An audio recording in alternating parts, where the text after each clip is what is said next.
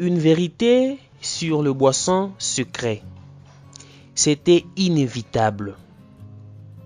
Le problème de l'obésité aux États-Unis est une proportion épidémique. Le diabète est hors du contrôle et beaucoup d'Américains souffrent. L'augmentation scandaleuse de ces maladies est directement liée à l'utilisation excessive de sucrés dans des produits que les Américains achètent. Le pire produit possible sont les boissons gazeuses chargées de sucrés et le chef prépondérant de ces problèmes est Coca-Cola. Maintenant, il existe une action juridique majeure contre Coca-Cola et l'American Beverage Association.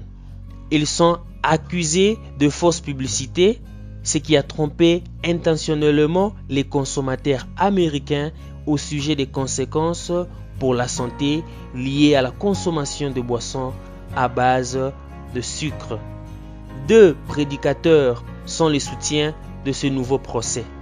Dans le procès, ils prétendent que c'est une question de vie et de mort pour la communauté afro-américaine. Les 2 pasteurs, Delman Coates et William Lamar, allegent dans le procès que Coca-Cola Company et l'American Beverage Association ont travaillé la malhonnêteté pour créer la fausse publicité.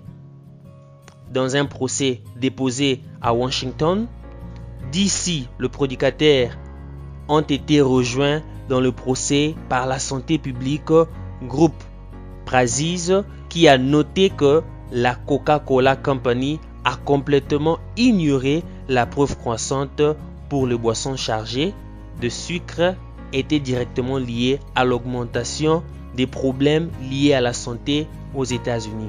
Les procès réclament de faits matériels qui prouvent, au-delà de l'ombre d'un doute, que la consommation excessive d'Américains du sucre est directement liée à l'augmentation de l'obésité et aux maladies apparentées qui incluent le diabète et les maladies cardiaques.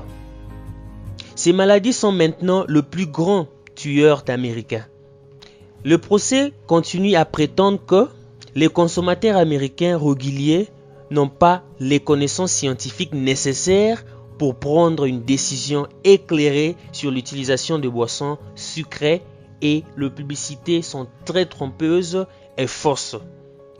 Même s'il existe de preuves évidentes du lien entre ces boissons sucrées et l'obésité, le diabète de type 2 et les maladies cardiovasculaires.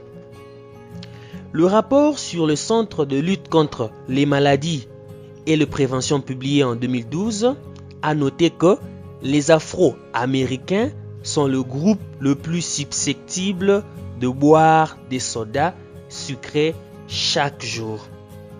Les 2 prédicateurs qui sont les plaignants dans ces procès disent qu'ils ont passé des décennies à essayer de convaincre leurs paroissiens des dangers de boire des sodas sucrés.